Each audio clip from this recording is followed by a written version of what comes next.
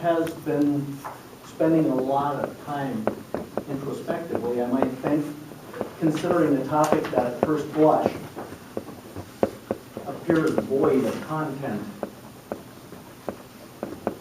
He found a whole lot of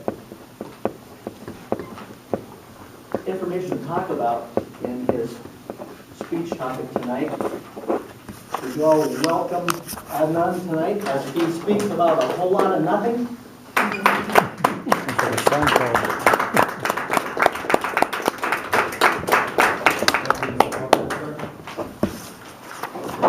Fellow Toastmasters, tonight I'll be speaking about nothing, exactly the word nothing.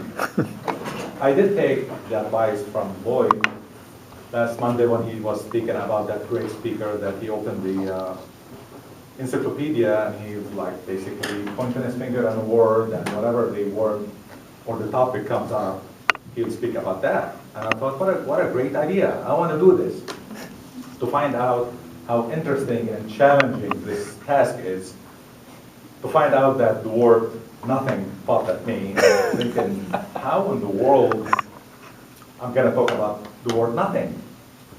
But I did felt exultant, actually, afterward. I thought, yeah, make the best of it as I go.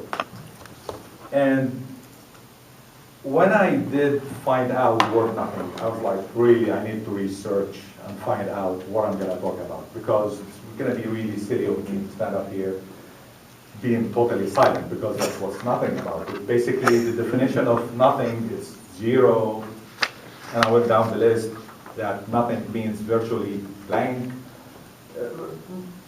Basically, nothing is nothing. To find out later on that nothing actually is a very powerful word, and it means a lot of things. And I start analyzing it, thinking, well, there is a philosophical nothing, and it has a deep meaning.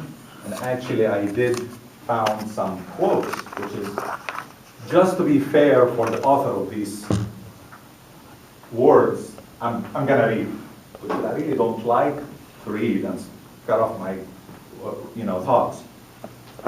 The only true wisdom is in knowing you know nothing, Socrates. That's the deep and philosophical nothing to me. The other one is, I hope to everybody too, because this is Socrates talking, not anyone, The other one is by Theodore Roosevelt. He says, in any moment of decision, the best thing you can do is the right thing. The next best thing is the wrong thing. And the worst thing you can do is nothing, which is that the decision, leadership, and you have to do something, probably the right thing, but so forth. You heard what he said, which is very powerful. And it shows what a leader and decision-making he was as a leader. And my other favorite one is, I can't remember who did that. I remember it when I was a little child. I found it, but didn't say who. It's by a dictator. You can choose any dictator you want, because they're basically all the same. It says, it's enough that the people know there is an election. The people who cast the votes decide nothing. The people who count the votes decide everything. And it's really true, because I'll tell you a little story. My best friend, his name is Riyadh. He lives in Texas now. He is from Syria. And he lives in Saudi Arabia, but his citizenship is Syrian. One time he was visiting there, and he got visited by the secret police. And they told him, hey, it's election day. You need to come with us and vote. So anyway, he went to the election area, and basically he found himself surrounded by a lot of people. They're being made to vote. And basically in that room there is the ballots. And the ballots consist of two.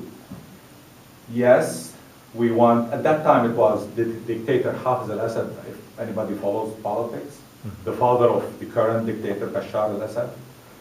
And the first ballot was, yes, we want to vote we want Hafez al-Assad to be our leader, our president. And the second ballot that says, no, we don't accept anybody except Hafez al-Assad to be our So you don't have a choice in dictatorship. You actually do, but That's the results terrible. usually mount to the same in the favor of the dictator. But anyway, you can sense that nothing means to the dictator. Actually, it's very cynical and very sarcastic. Nothing means the opinion of the people means nothing to him.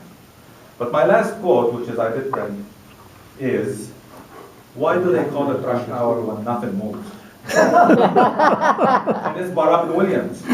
I really liked him. I know everybody liked him. He was a great comedian. I'll leave you the humor, you understand. But really quickly, I start discovering the meaning of nothing to myself. And I think that there's so many different variations of nothing. It's almost infinite.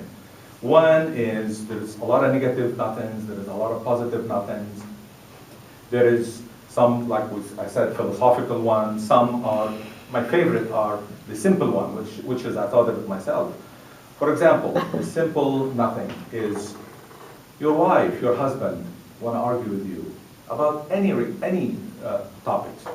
Sometimes you have to say nothing. A simple apology is will accept, especially when you're at fault. Make life a little easier, much, much better for you and safer.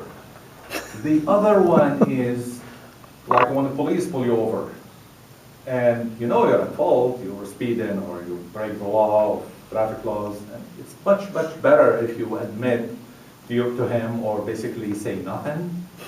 And believe me, I got out from paying nothing by just simply not arguing with the police and just simply keep quiet. The other one is basically think nothing.